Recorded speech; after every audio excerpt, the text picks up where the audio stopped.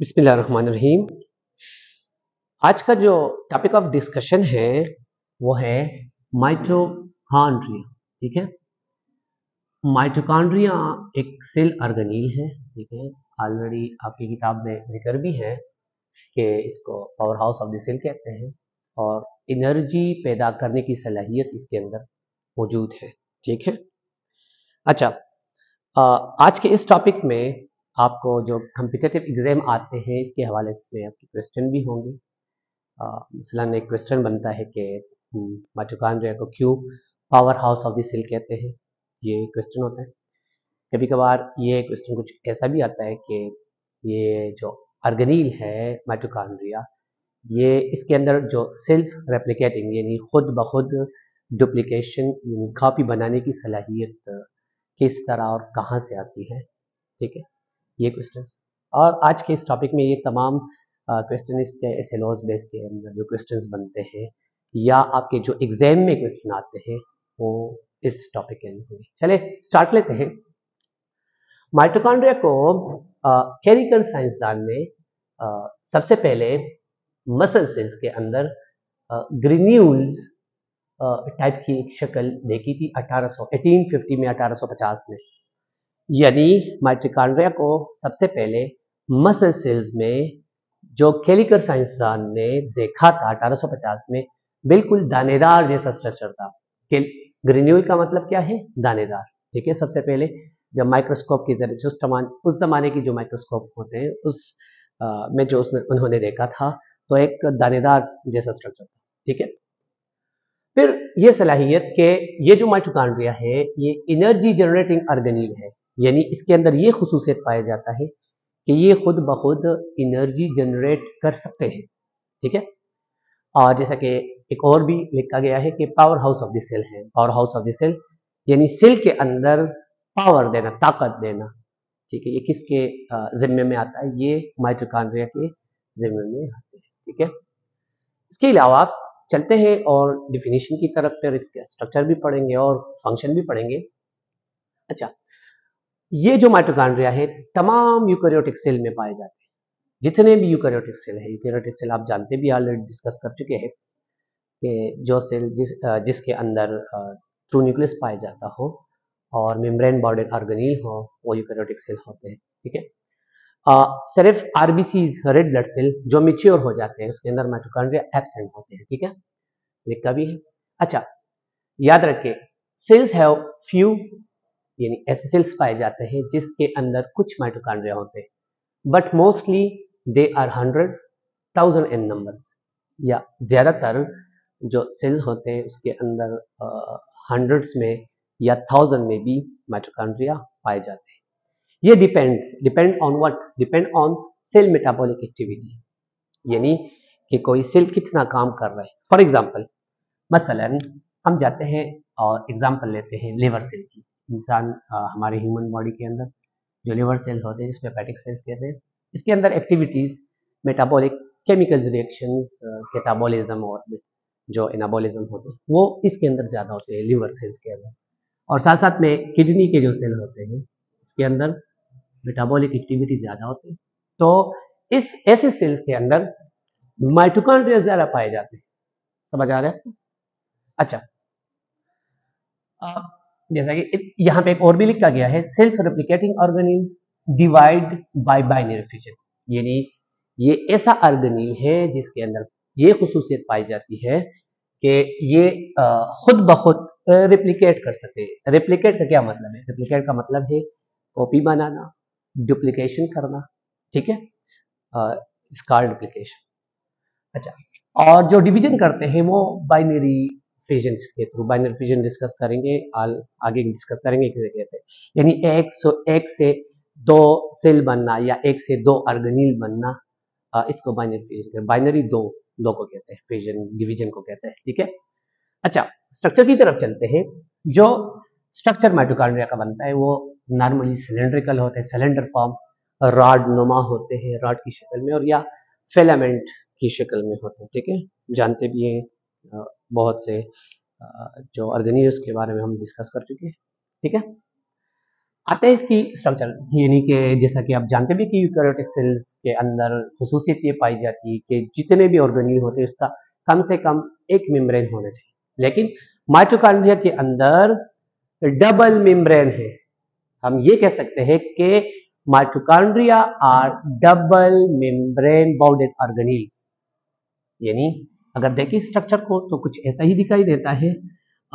ये इसका outer membrane है, ये इसका इनर मेम्ब्रेन है, तो डबल मेम्ब्रेन हो गए, इस वजह से इसको कहते हैं डबल मेम्ब्रेन बॉन्डेड ऑर्गेनील। ठीक है। अच्छा, ये जो बाहर का मेम्ब्रेन है सिंपली इसको आउटर मेम्ब्रेन कहते हैं। ठीक है।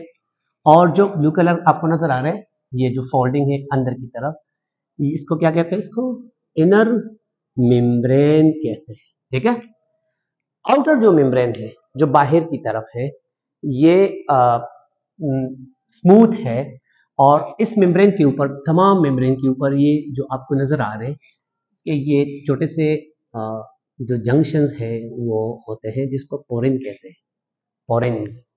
पोरेंस क्या है? पोरेंस एक खास किस्म का प्रोटीन है जिससे ये बनते हैं, और ये क्या काम करते हैं?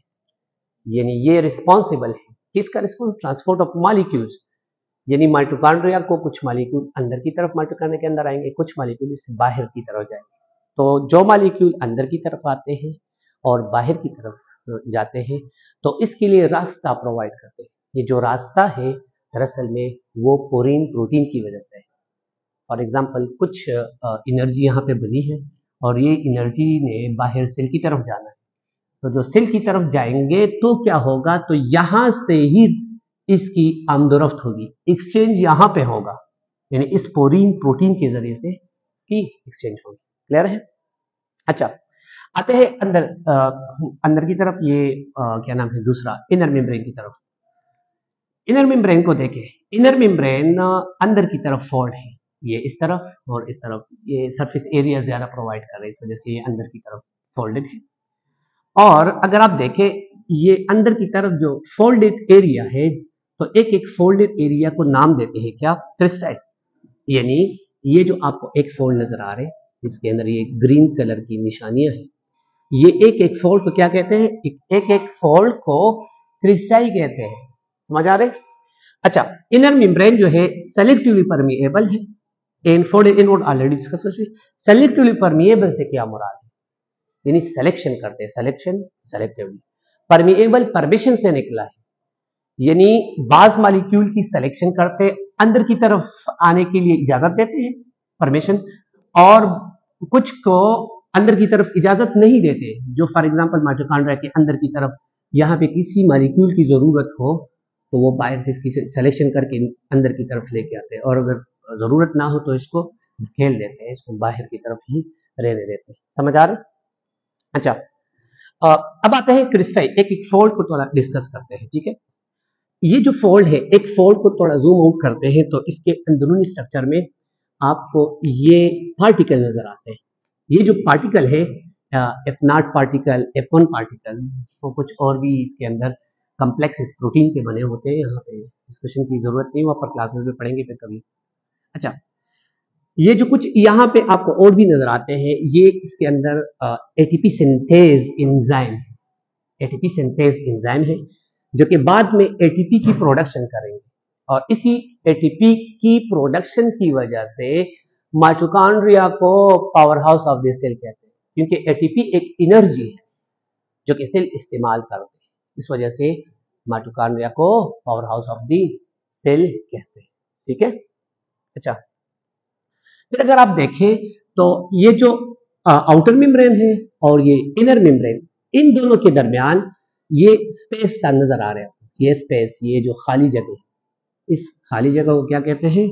इंटर मेम्ब्रेन स्पेस कहते हैं। इंटर बिटवीन मेम्ब्रेन के दरमियान और स्पेस, खाली जगह, इसके अंदर जब एटीपी की प्रोडक्शन होती है, वहां पर आयंस की कंसंट्रेशन होती है, वो ऊपर और नीचे की तरफ जाते हैं। वो जब हम रेस्पिरेशन पढ़ेंगे उस चैप्टर के अंदर डिस्कशन करेंगे। ठीक है। अच्छा, अब आते हैं मैट्रिक्स की तरफ। मैट्रिक्स क्या चीज है और मैट्रिक्स कहाँ पे, ये अगर हम यानी इंटरमेम्ब्रेन स्पेस के दरमियान अंदर की तरफ जाते हैं, ये जगह, इस जगह को मैट्रिक्स कहते हैं। और ये जो मैट्रिक्स है ये किस चीज से बने हैं, ये बना है जेली लाइक सब्सटेंस से। जेली आप जानते भी हैं जेली किसे कहते हैं, ठीक है। और अब इसके अंदर क्या पाए जाते हैं, इसके अंदर ये जो आपको सर्कुलर कलर के रेड डॉट्स नजर आ रहे हैं, ये सर्कुलर डीएनए है। सर्कुलर डीएनए इसके राउंड स्ट्रक्चर होते हैं, ठीक है। इसके अंदर ये जो आपको नजर आ रहे हैं, ये ग्रीन कलर के डॉट्स नजर आ रहे हैं, ये इसके अंदर राइबोसोम है। अच्छा, देखता हूं मैं, ये क्या है, ये डीएनए है, सर्कुलर डीएनए। ये क्या है, ये इसके अंदर राइबोसोम्स है।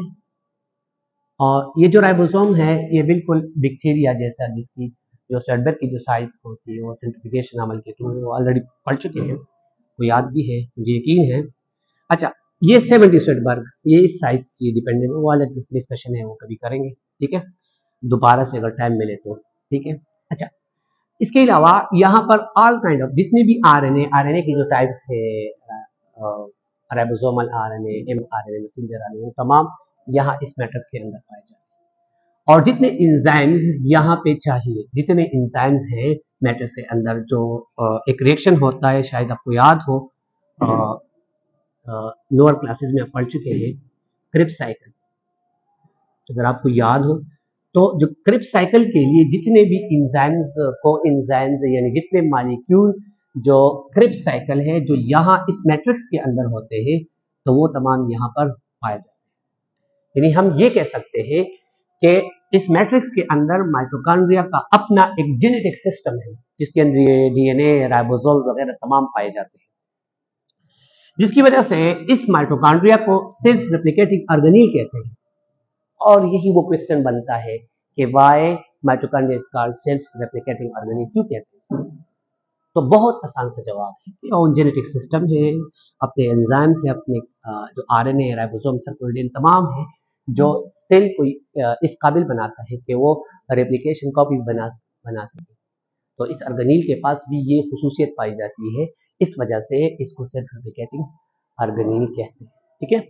अच्छा, फंक्शन की तरफ चलते हैं। तो आप ऑलरेडी पहले ही बता चुका हूँ कि साइट फॉर सेलुलर रिस्पायरेशन, अब सेल के अंदर जो रिस्पायरेशन होती है उसको सेलुलर रिस्पायरेशन कहते हैं, ठीक है। और रिस्पायरेशन मेटाबॉलिक प्रोसेस है जिसमें ऑक्सीजन की जरूरत हो और ऑक्सीजन की वजह से एटीपी का मॉलिक्यूल बनता है, ठीक है।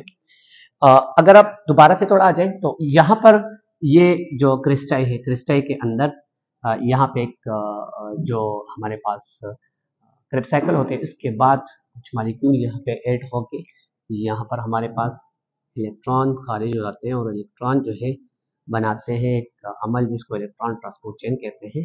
वो फिर बाद में डिस्कस करेंगे इलेक्ट्रॉन ट्रांसपोर्ट चेन, ठीक है। तो इलेक्ट्रॉन ट्रांसपोर्ट चेन कहाँ पे होते हैं, यहाँ पर।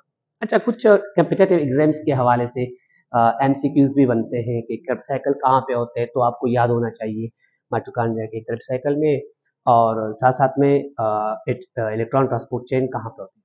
अच्छा, कुछ एवोल्यूशनिस्ट जो एवोल्यूशन वाले होते हैं वो ये समझते हैं कि ये जो माइटोकॉन्ड्रिया है ये पहले आज से 3.5 अरब साल पहले या 4 अरब साल, कुछ इख्तिलाफात है तारीख के हवाले से साइंसदानों के, वो ये सोचते हैं कि माइटोकॉन्ड्रिया जो था वो एक अलग ऑर्गेनील था, सॉरी अलग ऑर्गेनिज्म था, बिल्कुल अलग ऑर्गेनिज्म था, जिस तरह बैक्टीरिया, बिल्कुल बैक्टीरिया जैसे। और फिर इन जो सिम्बायोसिस एक थ्योरी है उसके थ्रू ये जो अर्ली एंसेस्टर्स हमारे यूकैरियोटिक जो है यूकैरियोट्स है, वो जो है उन्होंने क्या माइटोकॉन्ड्रिया को इनगल्फ किया, हड़प कर खा लिया, और वो इसके साथ उनके रिलेशन है, और उसके बाद वो यूकैरियोट सेल का बाकायदा वो हिस्सा था। समझ आ रहे? तो आज के लिए इतना ही काफ़ी, फिर इंशाल्लाह अगले वीडियो में, अगले लेक्चर में डिस्कशन होगी, ठीक है।